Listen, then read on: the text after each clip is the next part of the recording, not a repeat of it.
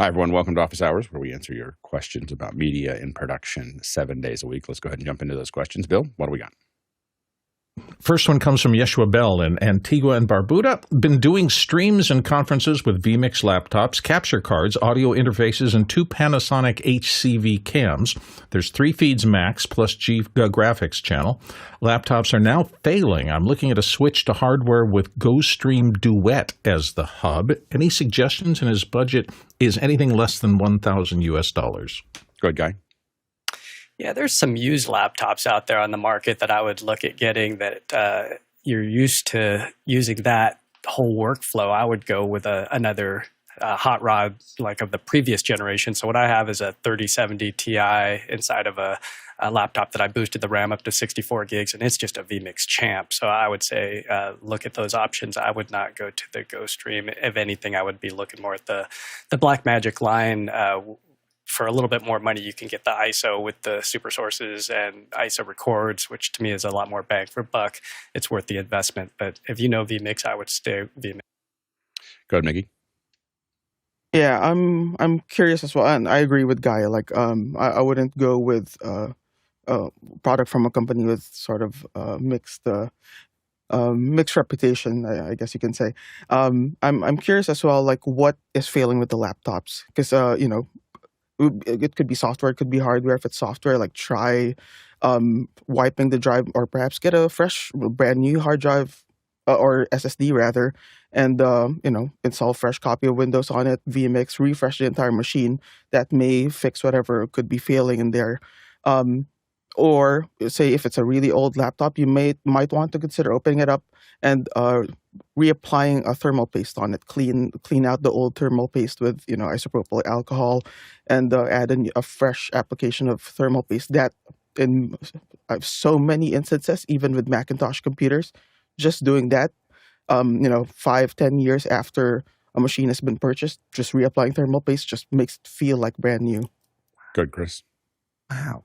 Mickey knows so much stuff. It's scary. I think this very possibly might fall into my admonition about any software-based switcher, and why my friend Alex always leans into using hardware. The problem with a software-based switcher is you can keep adding tasks to it, and before you know it, you've exceeded the capability of the hardware that software is running on. And that's why I always say, I use OBS for the Mac all the time. I just don't ask it to do a whole lot. Yeah, go ahead, Ronnie. I see the GoStream Duet from OC is getting some traction around the world. I haven't tested it myself, but of course for these types of small productions, and maybe not for the most critical ones, I would probably test it. It's a really, really affordable switcher. And the problem with affordable switchers is sometimes that they are very affordable. So the things that are inside electronics might not be that stable that you would like it to be. And when we first moved from the small ATEM Pro Minis, we moved to software-based running on the first times we ran it on the MacBook Pros, and then we moved on to run software switchers on our Mac Minis. The latest revision of this system is running Mimo Live, which is a pretty advanced software that can do a lot of stuff. And we run them on basic Mac Minis, which is also really, really affordable. That way we can just move along with all the functionality that software is providing us for each version. And of course, then again, software might not be the favorite for all people doing really critical work. But then again, I don't think the OC or even the mini series from Blackmagic is either. So it's up to you to choose, but I would take a look at running Mimo Live on the Mac Mini maybe. Go ahead, Chris. You know what I love about this GoStream, with those ports coming out the side there? It looks like it was designed by the same people that built that little PC that Courtney was showing the other day, where they have ports and jacks on every side of the thing. Love that. Good, Courtney. The Octopi, yes. You know, you might look at now the Rodecaster Video came out about a year ago, so it's really quite capable because it has a media player built in, and a lot of stuff that the ATEM minis just didn't have. But it was priced at $1,200, and they just came out with, and I think it is now shipping. I'm not sure. It says order now. I don't know if it's available yet. They came out with the Video S. It has one less video input and one less video output. But it's a little switcher. It's $500. It does a whole lot of things, including, kind of a super source with 2 inputs over a background automatically, and it has programmable buttons on the top where you can program in routines where it will, transition from one to another, et cetera, macros basically. And it also has good audio inputs. It has XLR audio inputs with good audio preamps, so that's another good thing to look at. So you might take a look at one of those too, and it's under your price range. Yeah, I think that if the question is really what you're using vMix for. So if you're using it for simple cutting, and you think that and I guess I would say if you think the GoStream Duet would do what you need it to do, I would buy an ATEM.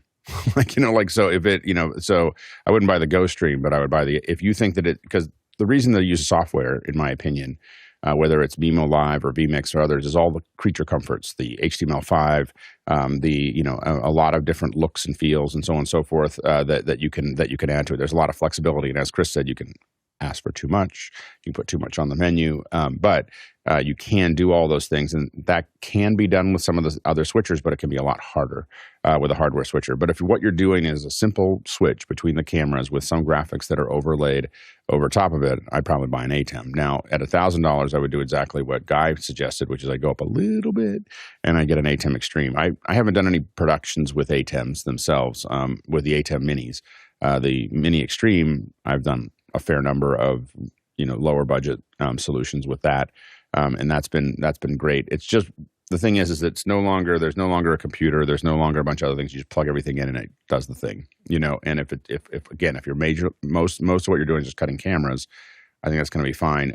If you get an Extreme, just remember that there's a Mix Effect Pro, something that you can buy for your as an add-on. It dramatically changes the value of the switcher. It's not close. Like you shouldn't think about buying an ATEM Extreme or higher without getting Mix Effect Pro. It's game changer when it comes to building super sources and other things like that. So think through that as well. It's not very expensive. I think it's $50 or something like that. So those would be the suggestions that I would have. But there are reasons to have the software. I mean, I use Mimo Live for a bunch of the creature comforts that it has on a Mac. I haven't used vMix, but I've used a lot of Mimo Live because of the flexibility that I have with some of the looks and feels that I can't get with an ATEM easily. And so I think that there are reasons to do that. But if you're not using any of those features, just get a piece of hardware and just get an ATEM. Next question. Andy Kokendorfer's up next from VR Florida, and Andy wonders, I'm trying to run vMix on a GCP VM, but I keep getting DirectX 9 vMix errors. VM has an NVIDIA T4 GPU, which should be enough. I've installed DirectX 9 driver, but no luck. Any ideas? Thanks. Good guy. Yeah, it's most likely a driver issue. You need to go in and search for the driver. There's gaming drivers and there's studio drivers, and you just need to find that combination for that NVIDIA T4. Over on the Amazon side, a lot of folks have already built AMIs. Like a fast way to do this would be to have an AMI from VisVector where you could just use theirs and the gaming driver's already installed. Everything just works out of the box. But if you have to use GCP, make sure that you have an instance that is strong enough to actually run vMix. The other thing is right-click on the desktop, open up that NVIDIA control panel, and make sure that you assign that application, the vMix application, to that NVIDIA card. And then the last thing would be, oops, not that one. Let's cut to vMix. And inside of vMix, inside of the performance graphics adapter, you should be able to choose the graphics adapter that says, I think it's called a Tesla T4, and you'll see it pop up there. And once you've done all those steps, it should actually work. Keep asking, though. Let us know if any of those help. Next question. Next question comes from David Brady in New York, New York. What are the differences between the Thunderbolt expansion offerings from OWC and the ones from Sonnet? Go ahead, Mickey. Yeah, the different expansion boxes or chassis from Sonnet and OWC vary with the size of cards they can accommodate, full length cards versus half length cards, as well as the actual data electrical connection that they have. Some can handle up to 8x cards, some only up to 4, some have a combination of them. Another thing would be the full bus, the bus throughput that could be managed by these boxes. Some of them are still, even current ones that they sell up to now, are Thunderbolt 3, some are Thunderbolt 4/USB 4, and some I believe Sonnet has 1 or 2 models now that have Thunderbolt 5, and the Thunderbolt 5 model, I believe, has 2 separate Thunderbolt ports on it. I could be wrong there. I could be mixing models up, but yeah, their actual electrical and data connections and the size of cards they can accommodate, and also of course the number of cards. Some of them are single slot, some are dual, some are 3 slot models. Next question. Dan Lovato. You're muted, Bill. There we go. Dan Lovato in Torrington, Connecticut says, I'm looking for a video switcher for my video podcast, and I'm torn between the ATEM Mini Pro, not the ISO, or the Rodecaster Video S. I already own the Rodecaster Duo. Any thoughts from the panel? Go ahead, Courtney. Well, it might interface well with the Rodecaster Video S. Nobody really knows yet because I just checked mine, the site here, and it says estimated delivery December 22nd. So at least they have delivery dates out there on their website now. So I think they're just starting to ship the Video S. If you go on YouTube, you can find a couple of people that are doing a side-by-side comparison. They had an advanced model or prototypes. Early models of the production runs of the Rodecaster Video S, the new compact one less video input, and comparing it to the $1,200 Rodecaster Video. If you have any kind of Rodecaster wireless mics, you'd be better off probably with the Rodecaster than the ATEM because it has built-in receivers. It also has macros that the ATEM Mini Pro doesn't have unless you go to the Extreme. So I think on paper, and I can't speak from any kind of experience because I'm using a ATEM, the exact one you talked about, ATEM Mini Pro, not the ISO, right now, and have been for several years, and it's worked fine for that kind of stuff. But for $500, this Video S looks awfully attractive with the features that it has, and it's preamps, good XLR inputs, et cetera, and it interfaces well with the. You can just plug a USB plug between the Duo and the Rodecaster Video Mini and use it, and all the audio signals will then go through the Mini. So that's handy too.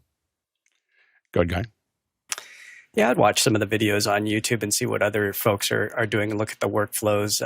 Be aware that some people are shilling some of these products and they'll talk them up. And real world use, though, when you look at what the industry is using and what Companion can do, I would look at what you see out in the real world. And even though I love Rode, it's just I watch what they're doing, and it's like, okay, I've got a keyer. If you need keying, like the keyer inside of an ATEM Mini used to cost $20,000-$30,000, and it's in there. And then all these buttons that the community has built inside to be able to use these Stream Decks is just you can't put a price on it. So it depends on what you're doing, but I love the audio that's coming into these new units because Rode's acquired people like Aphex, and so you get these really expensive plugins that used to. Aphex plugin used to cost $1,000. So there's things that they've bought and shoved in there that make certain parts worthwhile, but again, it depends on your show. And do you need stronger audio? Do you need their basic scene selections? But I would watch a video over the weekend. Aaron Parecki was live, and he was showing it off and showing some of the differences. I would pay attention to what he says. He's one of the good guys out there that do really well-done videos on YouTube. Yeah, I think if you think that you're never going to get any bigger than where you are right now, then I think that and you're happy with the Duo, the Rodecaster Video S may be fine for you, but there's a whole ecosystem that lives inside of the ATEMs that ran, whatever you get good at with an ATEM Pro, if you decide to upgrade, it's all the same workflow, just bigger. It just keeps on being the same workflow as you keep on going up. And there's, as Guy said, there's this massive ecosystem of automation and interconnection. And we talked about MixEffect Pro and other things like that are available on the ATEM side that are not going to be available on the Rodecaster side.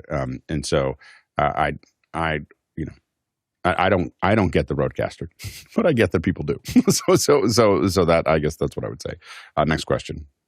Next question comes from Alexander Knight in Port Coquitlam, British Columbia. Why does Zoom let devices that are connecting to a meeting downgrade the entire 1080p meeting to 720p? I have a Mele Quieter 3 PC with an N100 CPU that pipes my audio meters from the ATEM over USB. The only fix is to spend money and replace the computer. Mickey? So Zoom clients are only send out a single stream of HD, and they consider both 720 and 1080 as HD. If they were to deliver 1080 to some of the other participants in the meeting and 720 to a subset of the participants in the meeting, that means that Zoom would have to do the scaling and re-encoding on their side of things, which obviously has impacts on the processing power that Zoom requires within their infrastructure, as well as, of course, costs that's associated with it. So, being that Zoom is really designed to just be a web conferencing platform, so people jump on to meet there. I guess they weighed out the options and thought that just sending out 720 to everyone instead of having to do this re-encoding and scaling on their side is the most efficient solution. Go ahead, Courtney. Yeah, and the shame of it is that N100 CPU and the GPU, the Intel GPUs, and the built-in QuickSync, which is built into all those Celeron processors, which is a separate area of the silicon that does hardware encode and decode of 1080p and H.264 and H.265. If they used that, if they wrote the software to that, but they had to write for the Windows side, they just wrote to the lowest common denominator. And they said, okay, if you don't, we'll use the CPU to do all of our scaling and all the video handling on the incoming signals rather than use any of the QuickSync, which has been built into the Intel chipsets for, a decade and a half. But anyway, it's an arbitrary limitation that Zoom has placed on their software.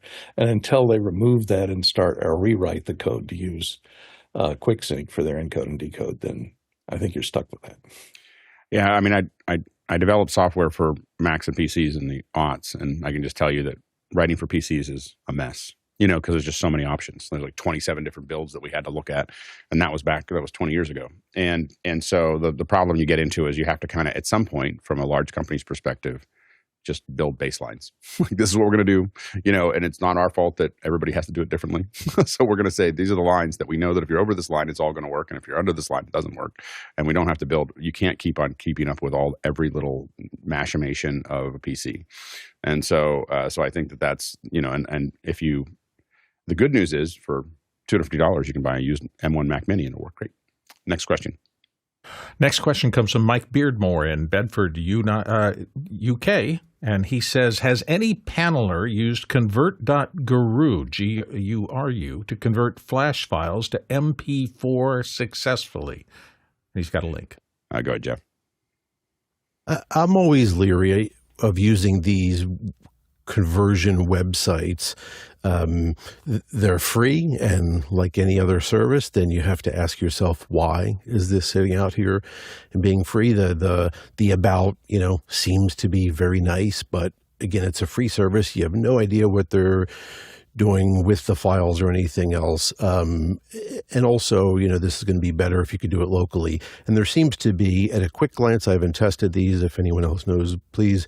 But VLC, first of all, free. Open source, very well-known, trustworthy, except for that one hack. But this can convert Flash, seemingly both file types. And then, if you want to get a little bit more fancy, you can install FFmpeg. And from what I see, on a command line, you can convert the Flash to video as well. So 2 local ways of doing it on your machine. Good, Ronnie. Yeah, I try to, like Jeff said, try to steer away from all these online converters, regardless of what file type I'm coming from or going to. But for these types of video files that you are talking about, I can't remember when I started using it. I've been using it for ages, and that is the Handbrake converter. It's open source, it's multi-platform. It's really taking everything difficult out of course, the interface is a little bit scary or daunting if you haven't been doing this stuff before, but Handbrake seldom let me down. So it tends to work in 99.9% of the cases we've used it for. Good, Mickey. Yeah, if you're not paying, you're probably the product. What I would recommend would be an application called Shutter Encoder. It has a lot of handles. You can also transcode to codecs that are more commonly found in a professional production workflow.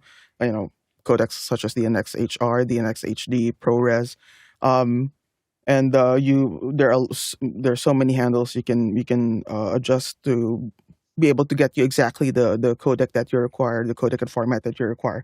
If ever you do have an Adobe subscription, Adobe Media Encoder can also transcode FLV files. Yeah, I'd second the Shutter Encoder. I use it for some very specific workflows that I have that deal with a variety of surround systems, and so it works great. Don't expect it to work immediately. You need to learn how it works. It's a little bit, the first half hour, there's a large scale of swear words. And then after that, it works great, and I use it all the time. Next question. Next one comes to us from from Andy in Los Angeles. And it reads, it was said the Shure Motive app has auto level capabilities. Are there any mixers that offer this feature? Good, Mickey. Depends exactly what you mean by auto level. There are some entry level mixing consoles that have sort of a gain assist feature where it assists, quote unquote, you to with setting the initial gain stage, your head amp or your preamp levels. And you turn this on, and then you have the person sing or play for a couple seconds, and it will adjust the gain to a reference that they've come up with. In terms of actually like mixing, I don't know of a mixer that moves a fader on its own, because why would you get a mixer if you just want something to do it for yourself, and why would you want that in the first place? But yeah, there are certainly some entry level mixers that have sort of a gain assist. Good, Marty.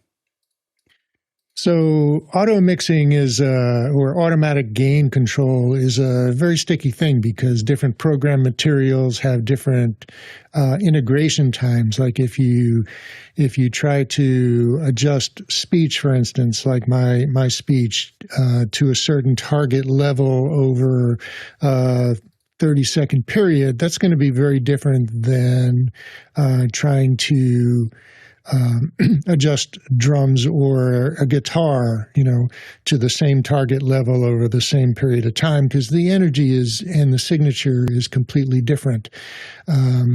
So that's it. Some algorithms can try to do that, but it probably won't be very successful. But as Mickey said, there are some. The traditional way to do that is called auto gain, and what it does is it listens to the signal over a period of time, say 30 seconds, 20 seconds, 5 seconds, depending on the algorithm, and it tries to hit a target. But it's slow reacting and doesn't work very well. If you're using a mixer that can be controlled by mixing station, the app mixing station, that has some software auto level, auto gain controls in it for certain mixers, is something you could take a look at. But I would do a lot of experimentation on these things before I actually use them. Good, Courtney.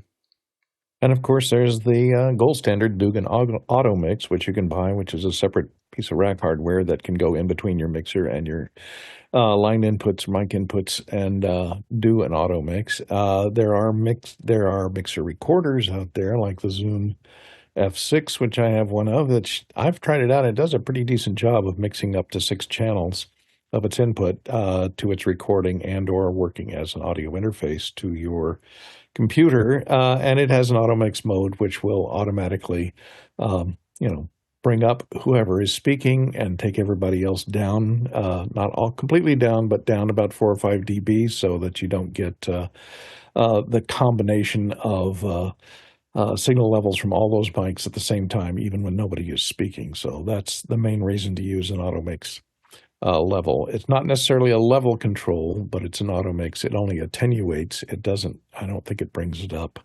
So you set your levels that you want each individual mic to be, and it attenuates the other microphones when there's no one speaking by about, and you can set, I believe, the level of attenuation for how much it will attenuate those mics. But take a look at the Zoom F6. Now go ahead, Mickey. Yeah, just to add to what Courtney mentioned, these auto mix engines, including Dugan, do not actually change the balance between your microphones. You still have to, do your job and mix and set the balance between those levels. And all the auto mix engine does is, as Courtney mentioned, attenuate those that don't have the primary source active at any given point in time. It's not changing the host is a little louder than the guest or whatever. It's not changing that balance between the two. It's just lowering overall noise floor by attenuating ones that don't have an active signal. Next question.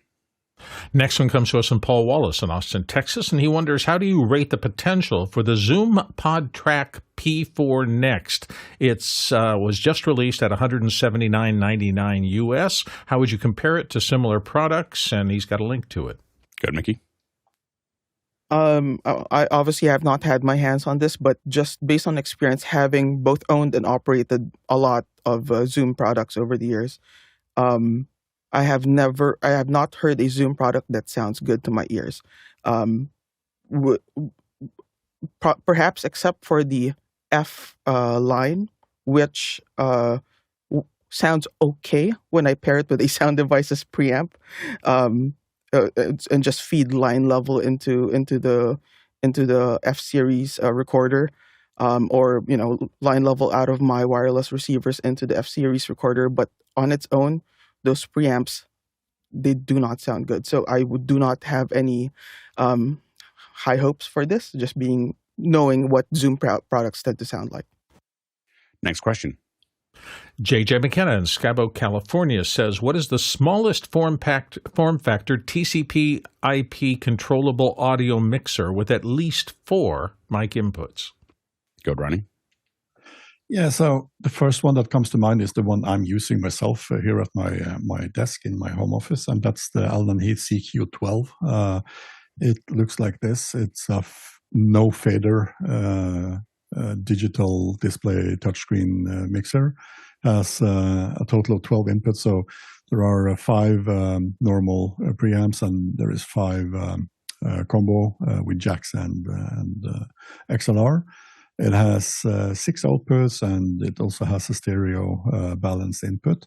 And it also includes 2 effects engines. The preamps are pretty decent. It also have a USB interface if you use it as a USB card, which I'm using now. So I have all the audio coming from my microphones going into the cables and into USB into my Mac, and then return audio coming from Audio Hijack going back to this, and I can do all sorts of mixes on this. And it also has a SD card, and of course I'm controlling everything with my Stream Deck via BitFocus Companion and connected to the network input on the Ethernet plug of the mixer. So this is the lightest one that we are flying with. We're flying a lot of jobs these days, and we put this in a custom foam in the bottom of the bags, and it's working flawlessly. It has some quirks here and there, but general after the last firmware update, it's been pretty stable. Good guy. I think when a lot of us on the panel look at this question initially, we think of a mixer in the form factor of a traditional mixer, but I know that JJ does installs. And so if you look into the install world, this device that I'm going to recommend has what they call block connectors. So these are where you would have to actually use these pins here for your hot, your negative, and your phantom power, all that. $686, the Shure ANI 4-in, it's a 4-channel Dante TCP/IP network interface. So that would be what I would go with for $686. There you go, Mickey. Yeah, I think it depends on exactly what you're trying to do, what you're trying to mix. Are you trying to mix just like a little conference room in the room sound system? What Guy mentioned would certainly be able to do that. Are you trying to mix like a broadcast, or are you trying to mix a front of house system or even a monitor system just that's just feeding in-ear monitors that have everything preset? Different solutions for each of those. If you're looking to mix for broadcast, I would probably take a look at the CalRec Type R. Which is a very, very modular system. The engine itself, or the core itself, is just a 2U unit, and you add I/O boxes to connect to this. And CalRec has a variety of I/O boxes, whether it be analog I/O, AES67, 2110. They have a variety of boxes, and some of them even have modular I/O that can take in different types of cards. But yeah, the engine is just 2U, and this entire system is modular. So you have your different display panels here with encoders and buttons, as well as fader panels. All of these are modular, so you can have as many fader panels as you want, as many display panels as you want, and all of these are just PoE. So if you have a PoE switch, however many panels you have, just plug them in, and it can be as large or as small as you want. If you want like more a mixer that's more like a traditional front of house mixer, I have a bunch of these Yamaha DM3Ds. They're tiny and very, very cute. Not nearly as capable as their larger. It's larger, like brothers or sisters, whatever you want to call them. But it's, again, like just looking at this photo here, it is tiny. So if you need something that's more of like a traditional board that's really designed more for front of house, it has to be small and has to have physical faders on it, right, in a single package, then you might want to take a look at the DM3D. Guy, is that Shure? Is it an interface or a mixer? I think it's just an interface, right? It just converts those signals to Dante, so you still need something to process. No, it's a TCP/IP interface, so it has total remote control. So you can totally change levels. You can turn phantom power on and off. Yeah. Cool. Next question. Aaron Jacarel from Flagstaff, Arizona. What does it take to get a camera with audio sent to a location and using NDI have the signal come back to me? Thanks. A good guy. Yeah, I think most people are going to go SRT just for the way that a lot of the internet works as far as transports. It's just built into a lot of cameras. So like a UE150, just out of the box, you can set it to SRT to another location. So I would say to get from the camera with audio to a location, you'd probably want to go SRT initially. If you want to go NDI, it's just NDI bridge. That would be the way. You'd need a strong machine with a graphics card, and it has to be an NVIDIA, an AMD Radeon, or an Intel ARC card to handle that transport compression, because it's GPU bound. So that would be it. So from you to the remote location, I would go SRT and then back. If you wanted to go NDI bridge, you can go both ways. Be aware of ports, because you will have to open up a port at some part of this, whether it's SRT, the listener, and you'll have to open up a port on that side, or you can reverse it. And it just depends on who handles the network and who wants to be caller or listener. And then on NDI, you also need to pop open the port as well. So just be very aware. Otherwise, you could do things like have somebody put up an NDI bridge in the cloud and then act as kind of a turn server. You could also, I guess, do it with the WebRTC or with Zoom. I mean, there's other mechanisms. It depends on if you want 8-bit. What do you want to handle that data rate? Do you want something that's just moderate quality, like Zoom quality at 5 megabits, 5,000 kilobits, or do you want to full meal deal 10-bit, 25 megabit HEVC, where it's very high quality broadcast quality. So it depends, but yeah, Makitos would be a high vision Makitos at the high end would be the way that we would do this, one on each end, and Bob's your uncle. If you are watching this on YouTube alone, you're missing half the show. There's a huge chat going on. There's people that are asking questions, voting on questions, interacting with each other during the show. So definitely check that out. You can go to officehours.global/join to sign up. You'll get an email, and then you can join the Wucana, which is what we call it, and then also Discord. Next question. Next one comes to us from Zach Stallsmith in Chautauqua, New York. Is there a way for Dante audio to be sent over the internet from a remote site to a studio? And how might this work? Go ahead, Marty. Yes, it is possible. And how it would work would depend on the networking at the two different locations and how they're connected. If you have a direct connection using, say, dark fiber and the two networks are unified, that would be one way to do it. You would do it one way, and if they were completely different networks and you're just communicating over the internet, it would be a different kind of interface and connection. So if you go to the Get Dante website, and in the top bar, you click on resources, and then down and expand the categories, go to networking. You'll see this document called Get Dante Over Distance. It has a pretty good explanation of the different ways that you can do it and the requirements. Go, Mickey. Yeah. Although, just to comment on what Marty mentioned, those instances where Dante over distance has been used have been very just like experimental. And there are very, very, very, very specific circumstances that have to be in place for that to work. What I would look into, if you really need to go to use Dante, there are a lot of other protocols there that may work better and also may be more affordable. But if you have to stick with Dante, I would look into Dante Connect, which is their solution to do exactly this. It works over the public internet, and it's really designed to be used this way, not the Dante over distance that was mentioned earlier. It is a lot more complex to set up than just a simple Dante network, but and also a lot more expensive. But this is something that you may want to look into. What would you use other than Dante? If it has to be over the public internet, I'd probably use, number one would be SRT.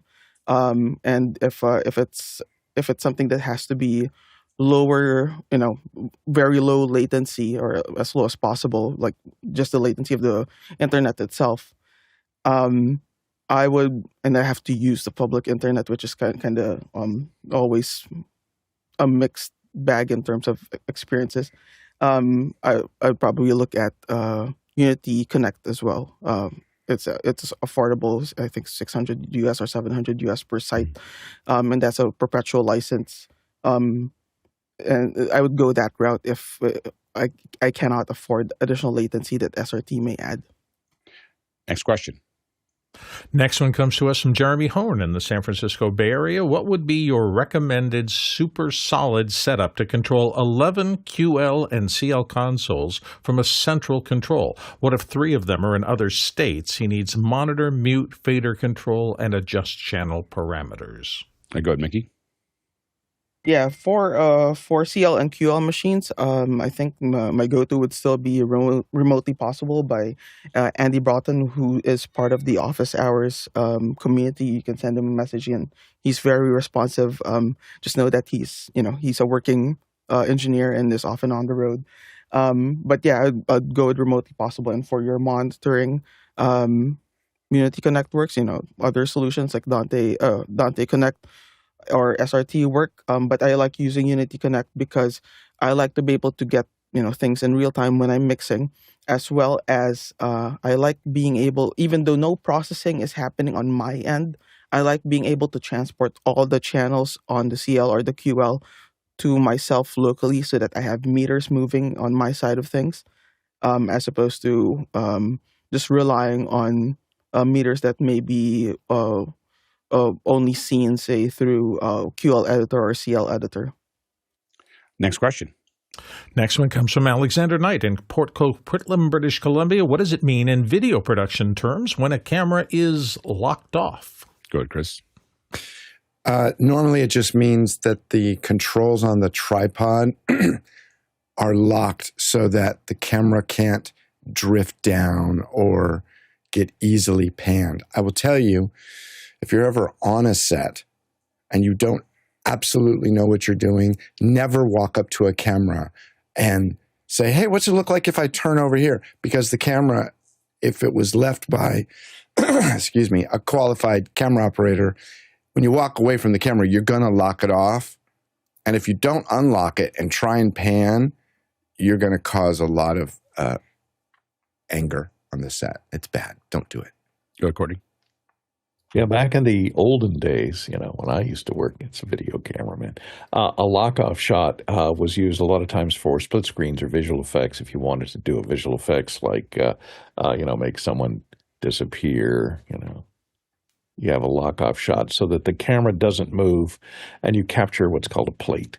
A plate would be a clean image from that camera in its locked-off position, and then you put people in, and then you can do split screens and things like that without having to track any movement of the camera. And the fact that it's locked off, I've done commercials where they were doing all kinds of tricks like that. And you had to make sure that once you locked off that camera, it was nailed down and nobody touched it, because just moving a pixel or two, you'd be able to notice the difference in a split screen between the locked off shot and the current shot if you're going to composite two of those images together seamlessly. So that's a lot of times what we would refer to as a locked off shot, so that visual effects could be used like split screens or fades. Go ahead, Mickey. Yeah. I think they both explained it really well. Locked off shot, a shot that wherein the camera's frame does not change at all. And just to add something to what Fenwick mentioned earlier, if the shot is not supposed to be locked off for a technical reason, a camera op during a take or when you're live, even though it's supposed to be a static shot, should have the head unlocked. They should be there, holding it steady, but ready to move when needed. That's like a pet peeve of mine, especially with newer operators. If I need to move, don't make me wait If you need to move, don't make me wait 3 seconds for you to unlock your pan and tilt. Like, you should be there fully unlocked and ready to move. Just hold it steady for the meantime. Next question. Next question comes to us from Aaron Giancarlo, Flagstaff, Arizona. Again, building out an Ambisonic kit. I already have a mixpre 6.2. What else do you suggest I have for a reasonably priced system? Go ahead, Mickey. Yeah, well, of course you'd need an Ambisonic microphone and sort of a default go-to. I think go-to primarily, I think because it's pretty affordable, is the Sennheiser Ambio microphone. It's been around for, I don't know, 15 years now, Alex? Like, how long has the Ambio been around? It's been around for a long time. It's, one of those, like, okay, for handheld dynamic microphones, you have the SM58. For shotgun mics, the default is like the 416. For large diaphragm condenser microphones, you have the U87. In terms of Ambisonic microphones, the Ambio has become like one of those, like, just go-to standard. You just got to have it solutions.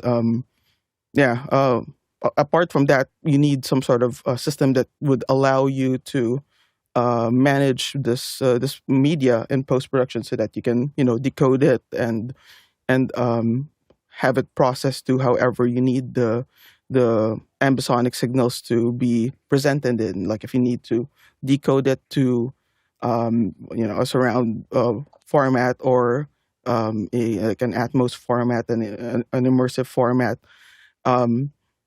Or if you simply just need to keep it within Ambisonics but manipulate it, you need plugins to be able to do that. So I would look at a DAW that can easily handle Ambisonic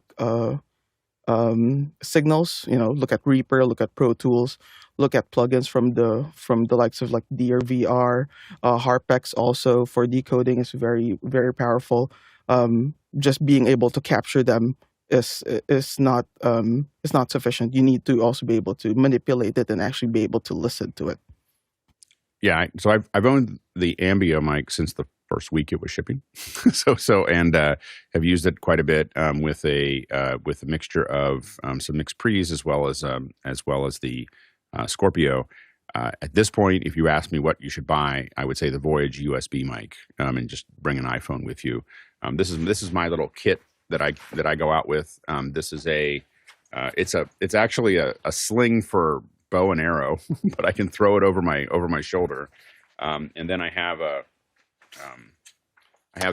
this light stand that actually folds in on itself and happens to fit into that, and then I can just pull this up and turn it straight up, so I can go out for a hike, and if I hear something that I like, I literally plug my iPhone into the bottom of this with USB-C.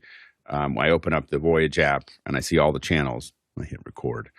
It's much quieter than the Ambio. Like it's the level of self noise, and I also have the Octamic from Core. And it's quieter than both of those, and far more convenient than than the other mics. And so I've been playing with Ambisonic. I've got the HX3 or whatever from Zoom, the Octamic, the Ambio mic, and then I have the Dante version of the Voyage as well as the USB version of the Voyage. The Dante one is amazing because it has all these other configurations that you can do. It's got a DSP built in. So if you're gonna, if I tie it to my Scorpio, then it has a whole different set of features. The other thing that I would pay a lot of attention to if you're starting to get into Ambisonic is a thing called ASAF, Apple Spatial Audio Format, an APAC, Apple Positional Audio Codec. These are built in. There's plugins for Pro Tools that Apple built, and they're built in natively into Resolve, and it's going to be a big deal, especially if you're getting into Ambisonic. It's heavily Ambisonic leaning, so you definitely want to pay attention to it. Yeah, go ahead, Chris.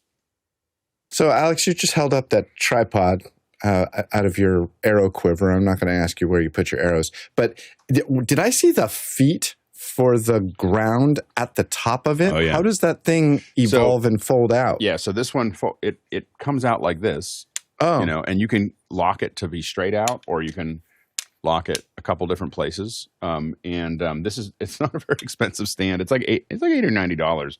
ProMaster makes it. It's called a light. I think it's just called a light stand by ProMaster. It looks like it goes really high, though. Yeah. Yeah, it does. It can get up to 6 feet, I think, because the legs themselves extend. The big reason that we used to get into using these, I have a lot of these mic stands. So because they. When I do spherical, or when I do 360-degree video or stills, because this can go down on the ground like this and then go straight up, it means that the coverage from the 360 perspective, it just doesn't see very much of the tripod. It's like a little star at the bottom, as opposed to if you put your 360 camera on a large tripod, or if you use a monopod that gets bigger as it gets higher rather than smaller as it gets higher, you end up seeing it in the 360 camera, and then you have to paint that out, and it's a pain in the neck. So we got into using these for the smaller 360 cameras, like the Thetas and stuff like that. We use the Triad Orbits for the Ozos, or we did. But it's turned out that's been what's nice about that one is that tripod folds in on itself, or this light stand folds in on itself, and will easily go into a carry-on bag. So that's one of the keys of the operation, is that I know that I can fit it into a bag that is within the U.S., not the European, which is a little shorter by 2 inches, but in the U.S. configuration, I can drop it into a carry-on bag and take it with me. So I've used those tripods for over a decade now, and I probably have 40 of them. I'm going to send you another quiver to your house for your arrows. I don't want them just thrown about the garage. Thank you. The poisoned ones have been really the problem. Is like, where do you put them? Anyway, always goes dark. So don't nick your finger. So next question. Next one comes from Jeremy Horn Zach Stallsmith in Chautauqua, New York. I send audio from my X32 to vMix via Dante. The levels for the far side listeners are low, and they have to turn the volume up all the way on their devices. The Dante mixbus and the vMix input are both maxed out. What can I do to bring the levels up? Go ahead, Ronnie. I think sentences like maxed out is really important to notice. I would think of two different things. One is on your output, I guess you're using vMix for streaming as well. So if you are using the master bus, just check that the master bus output levels are set to the correct levels.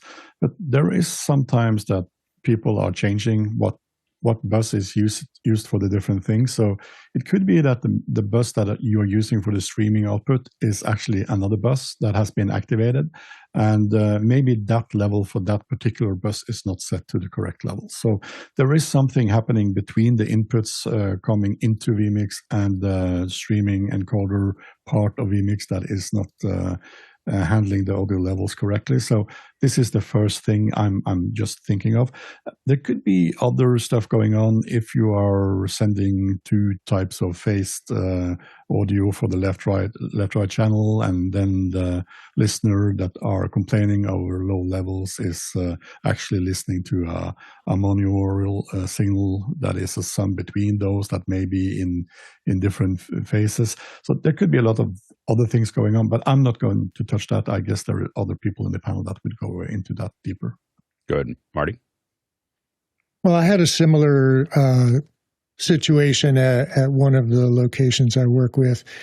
And, first thing I would recommend ensuring is that the gain structure through your mixer is set up properly. Make sure you've got a good level coming out of the mixer, then going into the computer, making sure that all of the audio settings in the computer and in vMix are set up properly.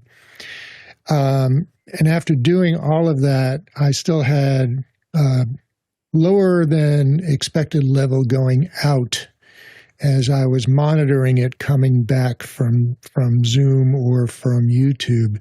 And what did it for me was putting a smooth operating bus compressor on the output of the mixer, and just to narrow the dynamic range a little bit and then bring it up. And that put me where I wanted to be. Go ahead, Mickey. Yeah, Zach had asked this question, I believe, a couple of days ago or perhaps last week. And because I asked in the chat, like, what exactly was meant by maxed out, because the words maxed out don't mean a thing to me. Like, what exactly is maxed out? Where is it maxed out? Are you looking at the meters or fader positions? Like that, just the phrase maxed out doesn't mean anything. But Zach mentioned that he has his bus faders all the way up, and that's what he means by maxed out.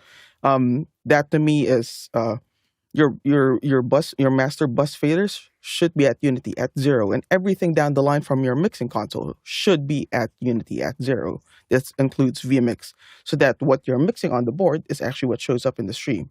Once that is done, once you have that gain staging correct, if it's still quiet, then your mix is just quiet. So you just have to mix louder, and that would, I'm assuming you're mixing here since it's going to vMix. I assume you're mixing to a web stream, perhaps, which has quite a loud loud expectation for your mix loudness, and loudness is a measurement of your levels with a weighting that takes into account how people or how humans perceive sound. It's not a flat electrical reading. It has a weighting to it. And with, say, if you're broadcasting out to YouTube, YouTube wants -14 LUFS measured with a weighting of ITU 1770-1. So, and that is quite a loud standard. I myself, when I'm broadcasting out to YouTube, including for this show, I don't aim for -14 because that just sounds bad to my ears. I typically aim somewhere between -16 and -20 for stuff like that. But you have to hit your specifications. Like if you're mixing for like broadcast, you have hard specs that you need to hit because if you do not hit those specs like within 30 seconds, you'll get a phone call, and you really need to hit those specs. With web, of course, there's no policing the web, so people can mix as loud or as quiet as they want. But there are expectations, such as like within YouTube or with other platforms. You need to know how loud your mix is, and just saying maxed out doesn't mean anything. You have to have a number that you're aiming for when you're mixing. Next question. Jeremy Horn in the San Francisco Bay Area in California comes up next. What would be your recommended choice for transporting 8 stereo audio stems over the public internet? The sync between the stems must be perfect. The transport is to 4 locations, and it must be under 1 second. Good, Marty. Well, there are a number of services out there that you can use to transport audio, multiple tracks of audio, and some of them are primarily intended for musicians. But if you're using NDI anywhere in your workflow, you can do multiple channels of audio within a single NDI stream, and that can be transported over the internet quite easily. Good, Mickey. Yeah, for this, I would typically, going back to what we were mentioning earlier, typically rely on Unity Connect for this, and you can have all the channels arrive in a phase-accurate sync. And also, another solution would be WebRTC. Just make sure it's a single stream that carries all the channels as opposed to multiple mono streams within the WebRTC transport. But yeah, I would default to Unity Connect for this. And would Unity Connect keep them all in sync? Yeah, there is a checkbox within Unity Connect. I don't want to launch it now because I might screw things up. But yeah, there is a checkbox within Unity Connect to ensure that a stream coming from one of your remote sites arrives in sync. And it comes at a cost of just very slightly higher processing load, but it's audio, it's negligible. Like you're talking like, a fraction of a percent of your CPU in a modern computer. Next question. Kent Kowalski in Madison, Ohio wonders, we're trying to add a Bric Link 3 into our workflow with vMix on a PC. What other devices do we need to add so that audio can be sent to the Bric Link 3 so an radio station can use our audio? Good, Mickey.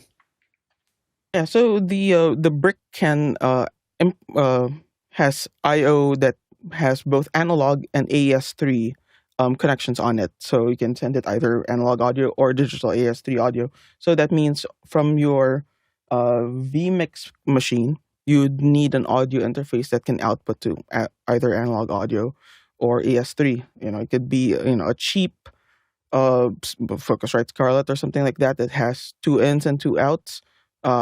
Or you can go, as large as, like, say, a Prodigy, direct out Prodigy interface, or a digital audio Denmark interface. But as long as you have either analog or AES-3 I/O from the computer, then those 2 devices can talk. Next question. Next one comes from Ronnie Hossaway in the panel in Tromsø, Norway. Outdoor show. 30-person choir, front of house speakers 5 meters from the center of the stage, used 2 times E914 spaced 3 meters apart, aimed down at the 3rd row, the 3-to-1 rule. Max gain close to feedback. Another artist became afraid of the high volume and held back, disappointing the audience. Thoughts? Go ahead, Ronnie. Yeah, so this is actually 2 questions in one, and probably the answer for the choir would be to just change out the microphones and let them use a bucket of handhelds instead. But the main question here is actually the second part. What do you do with artists that are actually afraid of their own volume out towards the audience and then starting to hold back? What do you tell them? This is kind of an unprofessional or kind of a hobby artist, so he was actually the Santa Claus on stage and entertaining the kids right in front of the stage, but he was afraid of the volume that actually exploded out in the audience. We had a HSP4 from Sennheiser right at his mouth, so the level coming into us was really, really good, but the volume just scared him off, and he kind of was holding back a lot, and the audience in the back, there was a few thousand people there, was actually disappointed because they couldn't hear what he was saying or singing. What do you tell an artist like this? Go ahead, Courtney.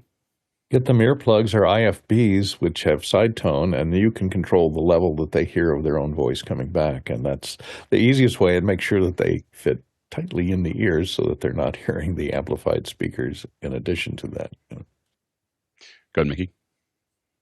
Yeah, for the first part of, I guess, your question, I would try to figure out what exactly is causing the feedback. Is it your front of house PA system, or are there monitors that may be looping through? And once you know what is the primary source of that loop, because it's all feedback is like signal going in and around, you can start to make adjustments where it makes it has the most positive effect. I assume you ring things out and all that, but you may want to notch out a few more frequencies and perhaps lower the level if you are adding compression to it. Get rid of the compression going to the monitors if it's the monitors that's causing the feedback, assuming you have a separate monitor desk. But yeah, figure out what's causing the loop first, and then start to make your adjustments there, and lessen the amount of gain that's required at the microphone head amp as well would help with that. In terms of a non-professional performer, being shy at the mic and not projecting, we get that a lot. There are certain situations wherein we do have to record talent that is especially in the recording booth, that aren't professional voice talents or are just starting out. People new in the industry, or even situations where, because we also do have a lot of radio stations, for example, like BBC Radio, that have us do remote interviews here in the studio, linked up to their station. For those, I do exactly what Courtney mentioned, which is turn down their own side tone, their own cue mix, so that the less they hear of themselves, the less self-conscious they may be. I find, and the opposite I find is true with more experienced talent, wherein they want more of themselves when they're a bit more experienced. But yeah, control what they're hearing so that you can sort of psychologically guide them to focus on what they should focus on instead. Thanks to the panelists. We can't do this without you. We're having a great conversation here. Thanks, of course, to the producers who asked all these great questions that kept this conversation moving. A very audio-heavy day. Wednesday's our audio day, and we lived up to it this today. So a lot of great audio questions. Make sure to bring your questions on Wednesdays that are audio-heavy. We've got a great panel here that are audio experts. So join us here on Wednesdays for those. And thanks to the incredible back-end team that makes this possible. There's a small village that starts getting up hours before we get going, 3 or 4 hours before we start having test streams and people start making sure that faxing out all the bits and pieces. It's quite an operation, and we start. That's what keeps us starting cleanly on time every single day for 2,080 times. We've done this 2,080 times without missing a day. So kind of incredible. Today, if we had done this in person, the Tall Traversal, 38,000 miles. We would have traveled 61,000 kilometers, and that's 302 million bananas for scale. All right, let's go and jump into After Hours.